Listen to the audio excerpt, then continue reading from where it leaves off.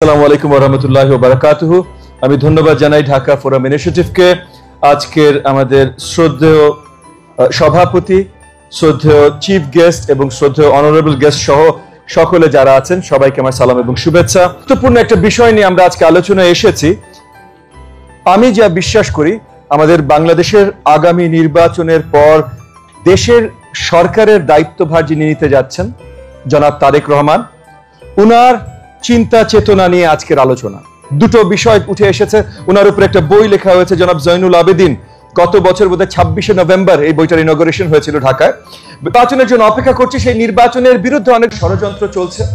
এটা নিয়ে জনাব তারেক রহমান অনেকবার আলোচনা করেছেন, আমরা সবাই আলোচনা করেছি এবং আমরা দেখেছি যে অন্তর্বর্তীকালীন সরকার যাদের রেফারি হিসেবে প্লে করার কথা এই নির্বাচন কেন্দ্রিক, তারা পক্ষপাতিত্ব করছেন, কোনো একটা সাইডের নিয়ে কাজ করছেন। ইতিমধ্যে আমরা দেখেছি জুলাই সনদ নিয়ে যে আলোচনাগুলো সৃষ্টি হয়েছে সেগুলো এই পক্ষপাতিত্বর মাধ্যমে সৃষ্টি হয়েছে। আরপিওতে হঠাৎ করে যে বদল আনা হয়েছে, এটা এই পক্ষপাতিত্বর মাধ্যমে আনা হয়েছে।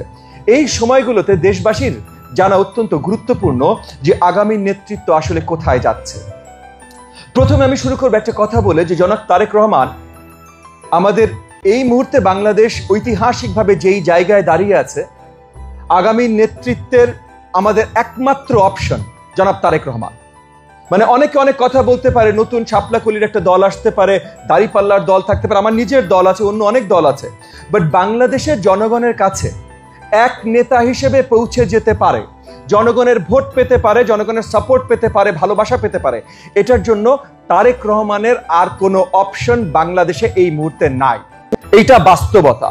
বাংলাদেশে ঐতিহাসিকভাবে বড় বড় নেতারা দাঁড়িয়েছেন, ফজলুল হক দাঁড়িয়েছেন, ভাসানী দাঁড়িয়েছেন, শেখ মুজিব দাঁড়িয়েছেন, শহীদ প্রেসিডেন্ট জিয়াউর রহমান দাঁড়িয়েছেন, যে বেগম খালেদা জিয়া দাঁড়িয়েছেন। এখন সময় এসেছে এই একটা নেতা দাঁড়িয়ে আছেন জনাব তারেক রহমান। সো তার সম্বন্ধে জানাটা অত্যন্ত গুরুত্বপূর্ণ।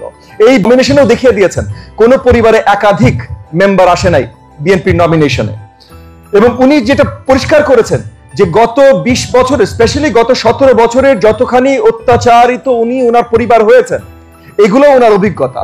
তার আগের 10 বছর একদম তৃণমূল লেভেলে উনি যে কাজ করেছেন, এত পলিটিক্যাল অভিজ্ঞতা, এবং গত 7 বছর ধরে যে উনি দলের দায়িত্বে আছেন, এখন পর্যন্ত আজ অব্দি উনি সকালে উঠে যে জুমের সামনে বসেন, রাত পর্যন্ত কতগুলো মিটিং করেন, এগুলো আসলে উনার সাথে যারা কাজ করেন তারা খুব ভালো করে জানেন, বাইরের লোকজন এতটা জানেন না।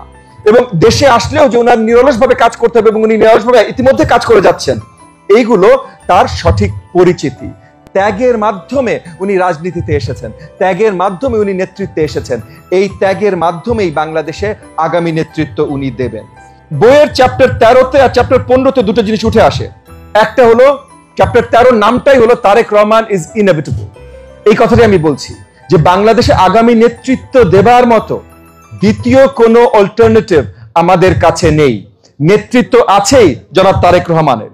আর দ্বিতীয় যে চ্যাপ্টার 15 যে পয়েন্টটা আসে, চ্যাপ্টার 15 এর নাম হলো ইন্ডিপেন্ডেন্স 2.0, স্বাধীনতা 2.0।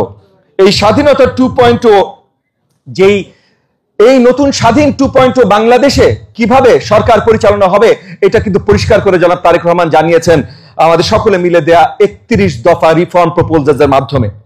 যে এই যে পৃষ্ঠপোষকতার যে রাজনীতির দাবানলে বাংলাদেশ আছে, আগামীর বাংলাদেশে এটা থাকবে না। পৃষ্ঠপোষকতার রাজনীতির দাবানল থেকে বাংলাদেশকে বের করে নিয়ে আসবে আগামীর সরকার, জনাব তারেক রহমানের সরকার। এগেন ঢাকা ফোরাম ইনিশিয়েটিভকে অনেক ধন্যবাদ আজকের এই আয়োজন করবার জন্য।